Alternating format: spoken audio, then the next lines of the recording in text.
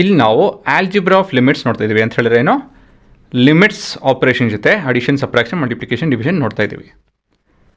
ಮೊದಲನೇದಾಗಿ ಒಂದು ಅಂಶನ್ ಮಾಡ್ತಾ ಇದ್ದೀವಿ. ಏನಪ್ಪ ಅದು ಅಂತ ಹೇಳಿದ್ರೆ, let F and G be two functions such that both limits F of X and G of X, all of this limit, they exist for any value. Limit X tending to A, limit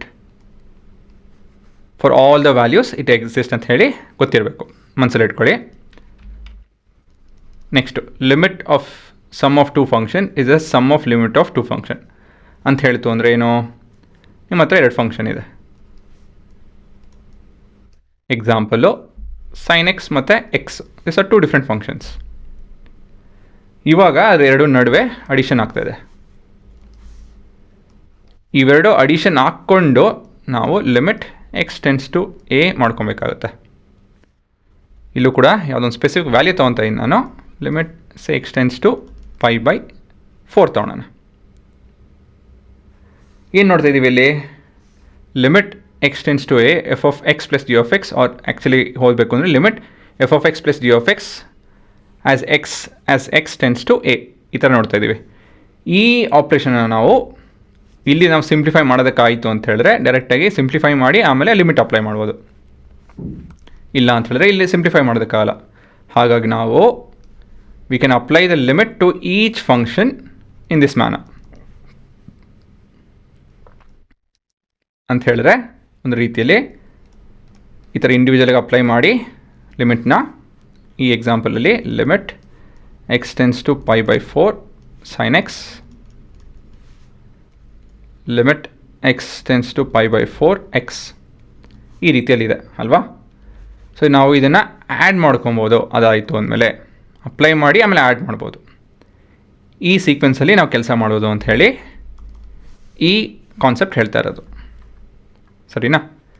ಮುಂದಿಂದು subtraction. Addition ನೋಡಿದ್ರೆ subtraction ಇದೇ ಥರ, ಇಲ್ಲಿ addition ಬದಲಾಗಿ ಏನಿರುತ್ತೆ ಇಲ್ಲಿ subtraction, ಈ ರೀತಿಯಲ್ಲಿ.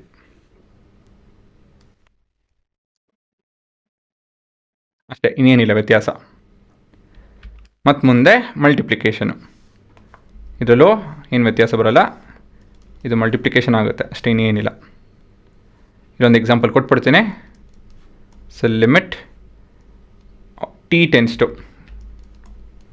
4 ಅಂತ ತೊಗೊಳ್ಳೋಣ. T into root of t plus 1, ಈ ಥರ ನಾವು ಏನು ಮಾಡ್ಬೋದು ಅಂತ ಹೇಳಿದ್ರೆ, we can apply the limit individually. Limit t as t tends to 4 into limit t tending to 4 t plus 1 to the power of half. ಈ ಸೀಕ್ವೆನ್ಸಲ್ಲಿ ನಾವು ಕೆಲಸಗಳು ಮಾಡ್ಬೋದು ಅಂತ ಹೇಳಿ ಈ ಥಿಯರಮ್ ಹೇಳ್ತಾ ಇದೆ. ಹುಡುಗರ, ಈ ಕಾನ್ಸೆಪ್ಟ್ ಮೇಲೆ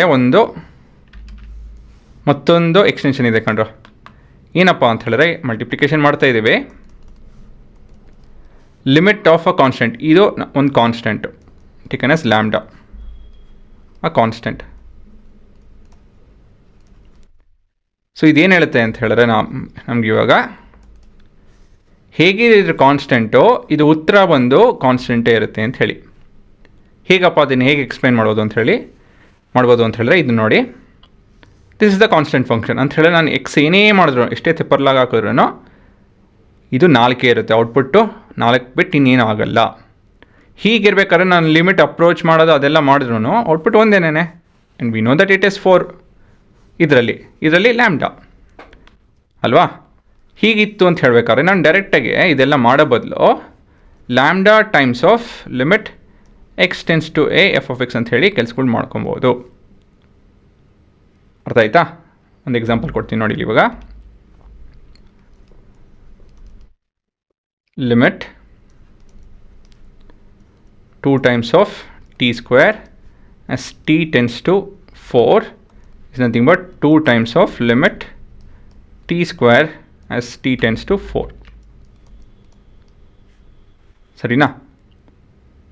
ಸೊ 2ನ ಹೊರಗಡೆ ತೆಕ್ಕೊಂಡು ನಾನು ಲಿಮಿಟ್ ಇದು ಇಂಡಿವಿಜುವಲ್ ಫಂಕ್ಷನ್ಗೆ ಅಪ್ಲೈ ಮಾಡ್ತಾಯಿದ್ದೀನಿ. ಕೊನೆಯದಾಗಿ ಡಿವಿಷನ್ ಇದೆ. ಹಾಂ, ಇದೆಲ್ಲ ಬದಲಾಗಿ ಡಿವಿಷನ್ ಬರುತ್ತೆ ಅಷ್ಟೇ, ಇನ್ನೇನಿಲ್ಲ. ಮತ್ತು ಇವಾಗ ಇಲ್ಲಿ ಎಕ್ಸಾಂಪಲ್ಲು ಅದೇ ಕಂಡ್ರಿ, ಇನ್ನೇನಿರಲ್ಲ. ಲಿಮಿಟ್ ಎಕ್ಸ್ ಟೆನ್ಸ್ ಟು 4 ಏನೋ ಒಂದು ಎಕ್ಸು ಡಿವೈಡ್ ಬೈ x² + 1 ಈ ಥರ ಏನೋ ಒಂದು. ಸೊ ನಾನು ಇದು ಹೇಗೆ ಮಾಡ್ಬೋದು ಅಂತ ಹೇಳಿದ್ರೆ, limit X tends to 4 divided with limit x² + 1 x tends to 4. So ಈ ಥರ ನಾನು ಇಂಡಿವಿಜುವಲಾಗಿ ಅಪ್ಲೈ ಮಾಡಿಕೊಂಡು ಕೆಲಸಗಳು ಮಾಡ್ಕೊಬೋದು. ಡಿನಾಮಿನೇಟರ್ಗೆ ಇಂಡಿವಿಜುವಲ್ ಅಪ್ಲೈ ಮಾಡಿ ನಾನು ಸಾಲ್ವ್ ಮಾಡಿಕೊಂಡು ತಿರ್ಗಿ ಅದನ್ನು ಸಿಂಪ್ಲಿಫೈ ಮಾಡ್ಬೋದು. ಹಲವಾರು ಜಾಗದಲ್ಲಿ ಇದನ್ನು ಎಲ್ಲ ಕಡೆ ಇದನ್ನು ಉಪಯೋಗಿಸ್ತೀವಿ ಹೇಳಬೇಕು ಅಂತ ಹೇಳಿದ್ರೆ. ಸೊ ಪ್ರತಿಯೊಂದು ಕಡೆನೂ ಉಪಯೋಗಿಸ್ತೀವಿ. ಸೊ ಹಾಗಾಗಿ ಈ ವಿಷಯ ನೀವು ಪ್ರತಿಯೊಂದು ಬರ್ಕೊಳ್ಳಿ. ಇದನ್ನೆಲ್ಲ ಕಡೆ ನಾವು ಉಪಯೋಗಿಸ್ತೀವಿ. ಹಾಗಾಗಿ ಚೆನ್ನಾಗಿ ಗೊತ್ತಿರಬೇಕಿದು.